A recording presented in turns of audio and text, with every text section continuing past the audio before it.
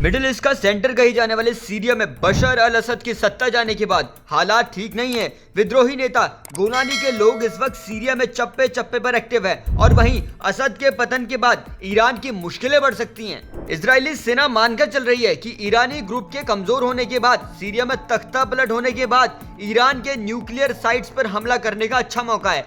Israel ने वायुसेना हमलों की तैयारियों में जुटने के संकेत दे दिए हैं। आखिर कई महीनों से इजराइल की नजर ईरान के न्यूक्लियर साइट्स पर क्यों है? इसकी वजह यह है कि लेबनान में इसके प्रॉक्सी समूह हिजबुल्लाह के कमजोर होने के बाद से ईरान अपने परमाणु कार्यक्रम को आगे बढ़ा सकता है और इजराइल खुद कभी नहीं चाहेगा कि ईरान और मजबूती से परमाणु बम की तरफ बढ़े। यही वजह है कि उसकी एक एक पैनी नजर अब ईरान के परमाणु हथियारों पर है। ईरान हमेशा कहता रहा है कि उसका न्यूक्लियर और स्पेस प्रोग्राम पूरी तरह उसकी सुरक्षा के लिए है। ईरान ने हमेशा अपने परमाणु हथियारों का डेवलपमेंट करने से भी इनकार किया है। हालांकि अमेरिकी खुफिया एजेंसियों का कहना है कि साल 2003 तक ईरान का एक संगठित सैन्य परमाणु कार्यक्रम था जो नागरिकों की जरूरतों से परे था। इजराइल का दावा है कि ईरान ने कभी भी अपने परमाणु कार्यक्रम को पूरी तरह से बंद नहीं किया।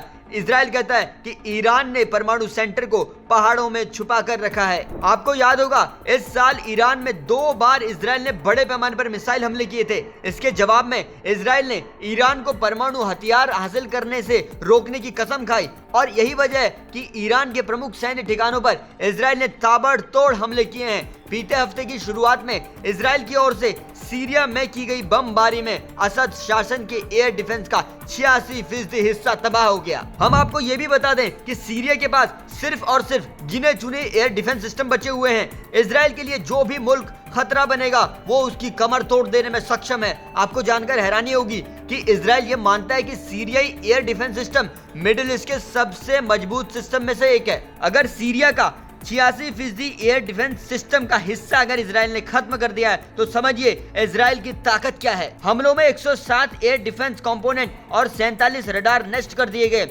इसके पहले रविवार और सोमवार को इजराइल ने सीरियाई एयरबेस और हथियारों डिपो को निशाना बनाया।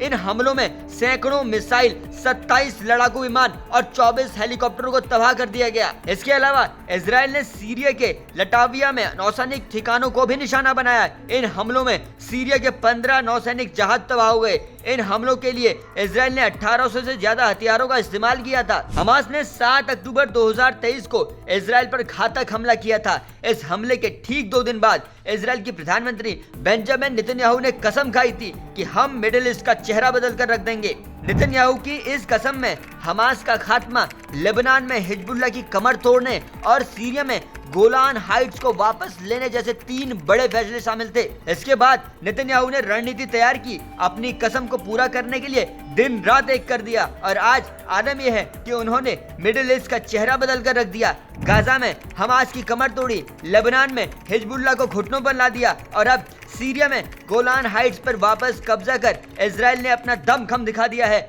मिडिल ईस्ट में इन घटनाक्रमों ने नेतन्याहू के 1 साल पुरानी कसम की यादों को ताजा कर दिया। वॉर जोन से एक एक अपडेट हम सबसे पहले आप तक पहुंचाएंगे। बस आप देखते रहिए जनसत्ता।